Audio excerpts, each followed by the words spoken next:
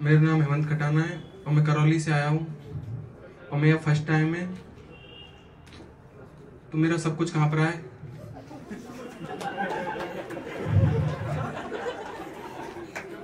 मैं ना दोस्ती पे बात करने वाला हूँ। तो दोस्ती ना बड़ी सोच समझ के करनी चाहिए, क्योंकि दोस्ती अगर सेम पर्सनालिटी वाले लोगों में हो ना तो जिंदगी में बड़े बड़े काम होते हैं। लेकिन अगर वही दोस्ती डिफरेंट पर्सनालिटी वाले लोगों में हो जाए ना तो तुम्हारी जिंदगी में रोज बड़े बड़े कांड होते हैं। जैसे कि अपने मोदी जी को ही ले लो।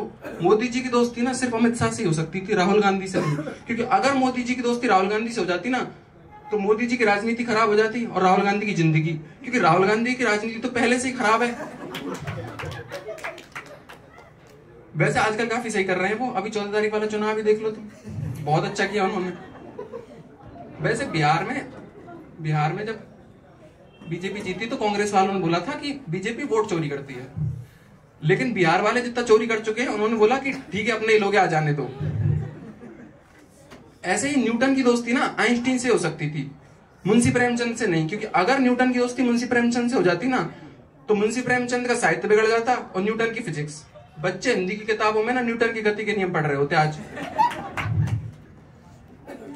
की दोस्ती, अंकलों की दोस्ती, तो लड़कों की दोस्ती में ना जितनी भी बातें हो रही थी उनका एक ही रिजल्ट निकलता है अंत में कि अपनी बची कुची 70-80 साल की जिंदगी बर्बाद कैसे करनी है। और अंकल अपनी बर्बाद कर चुके होते हैं, क्योंकि सास भी तो कभी बहू थी, अंकल भी तो कभी लौंडे थे।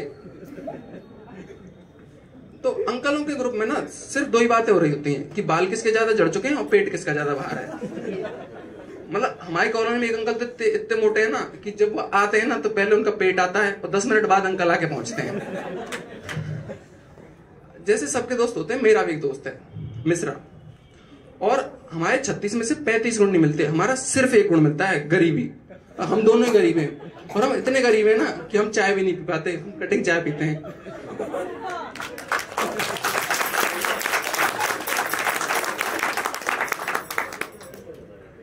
ठीक है,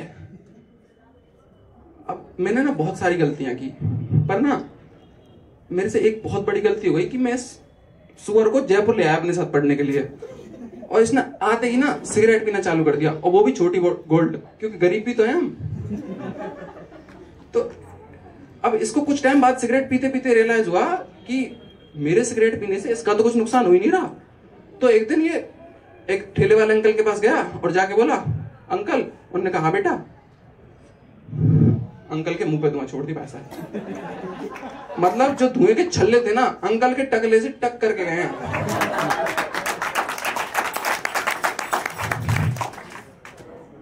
अब इसमें मेरी कोई गलती नहीं थी, मेरी सिर्फ एक गलती थी कि मैंने सुअर को बचपन से अपना दोस्त रखा हुआ है और मैं इसके साथ उन अंकल तक चला गया। ये धुआं छोड़ के भाग गया और फिर अंकल ने मुझे आधे घंटे मुर्गा बना के छोड़ा। फिर कुछ दिन बाद आया, मैं इसके कहता चल भाई फॉर्म भरने चलते हैं। मैं कहा चल भाई, पर किस चीज का फॉर्म? कह रहा भाई देश की सबसे बड़ी एग्जाम का फॉर्म। मैं कहा भाई यूपीएससी? कह रहा नहीं। मैं कहा आईआईटी? नहीं। तो फिर किस चीज का? कह रहा भाई 4th ग्रेड का। भाई अगर मुझे एक खून माफ होता ना तो मैं सुअर का कर देता, पर फिर मुझे जेल जाना पड़ता। मैं जेल भी चला जाऊं, पर भारत की जेलों में ना मच्छर बहुत खाते हैं, लोकतंत्र।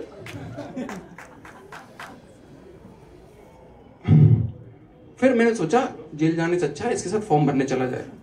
तो हम गए देश की सबसे बड़ी एग्जाम का फॉर्म भरने। ई मित्र की दुकान में जाते ही सिगरेट पीना चालू कर दिया।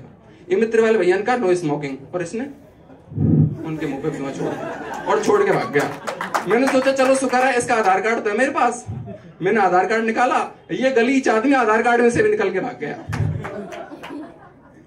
फिर मैं वहां से अपने प्राण बचा के आया। मैंने बहुत मेहनत की, मैंने इसकी सिगरेट छुड़वा दी, विमल चालू कर दी। और लोग दिन में खाते हैं, ये रात को खा के सोता था जिससे मुझे पता ना चले, पर जिसके मुंह से थूक बहती थी रात को, सुबह तक पूरा कमरा केसरी हो जाता था। पहले मेरे पास 5 व्हाइट शर्ट थी, अब एक बची है जो मैं पहन के आया हूं। बाकी 4 सिर्फ मोदी जी की रैली में पहनने का काम आती है।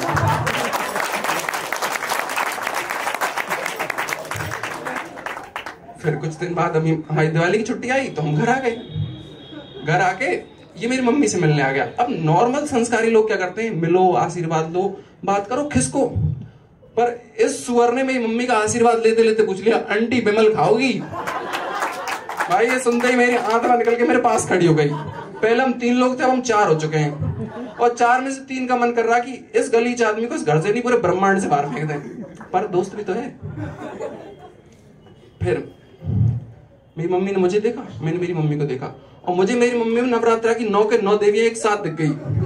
मम्मी ने विमल तो नहीं खाई, पर मैंने जो मार खाई ना 7 दिन तक कोबड़ा चला मैं। और वो तो शुक्र है भगवान का भारत जैसे दयालु देश में पैदा हो गए। अगर अफ्रीका साइड पैदा हो जाते ना, तो जैसी इसकी हरकतें एक दिन में मर्डर करवा देते मेरा। पर जैसा भी है ना, दोस्त है मेरा, चाहे कितनी मुसीबतों में फंसाए, कितना ही फंसा, मतलब कहीं पे भी सजा दिलवाए, मेरे को इसके साथ ही अच्छा लगता है, क्योंकि बचपन से मेरा दोस्त है। इसने ना मेरा हर मुसीबत में साथ दिया है। वो बात अलग है, हर मुसीबत आई भी इसकी वजह से होती थी।